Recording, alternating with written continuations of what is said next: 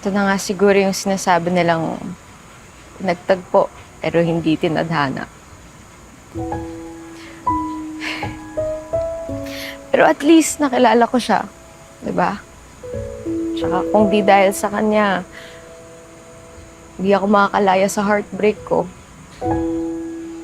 Naniniwala ka na nga sa love ngayon tapos tinanggal naman agad sa'yo.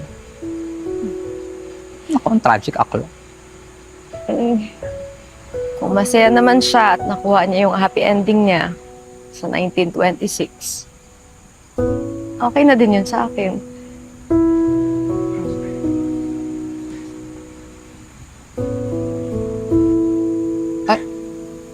Wala. Tignan mo. Tignan mo nga.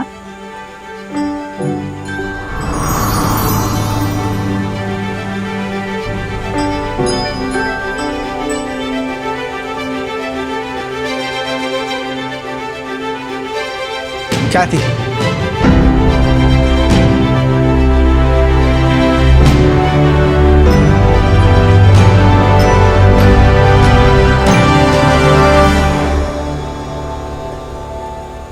Roque, anong ginagawa mo dito? Nakausap ko ni si Adeline at humingi na ako ng patawad sa kanya. Sinabi ko kung gaano ako nagsisisi sa mga pagkakamali ko. At itinanggap niya. Paano ka nakabalik dito?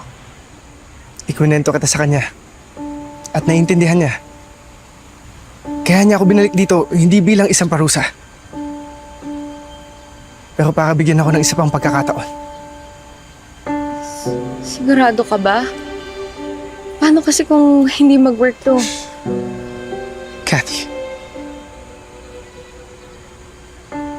Kung may isa akong natutunan sa karanasan na ito, ay ang walang kasiguraduhan ng pag-ibig. Kailangan nating tumaya. Bumalik ako para tayaan ka, Kathy. Kaya wag muna nating isipin ang maaaring mangyari sa hinaharap. Ang importante ay ang kung ano ang meron tayo ngayon.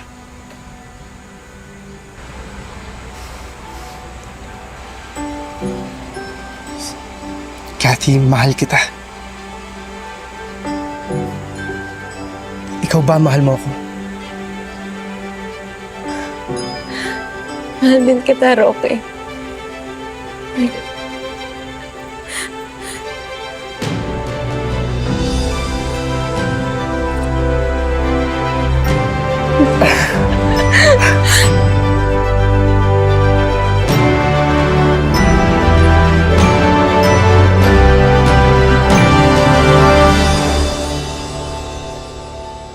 Nakakapagod to.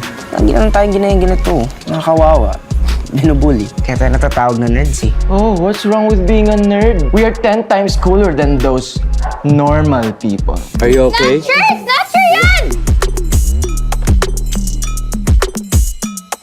I'm Angel. Bakit mo kasama tong nerd na to? Oops! Epal ka talaga, no? Sige! Okay lang sa'yo na nerd ako, na loser ako. I-date mo ako.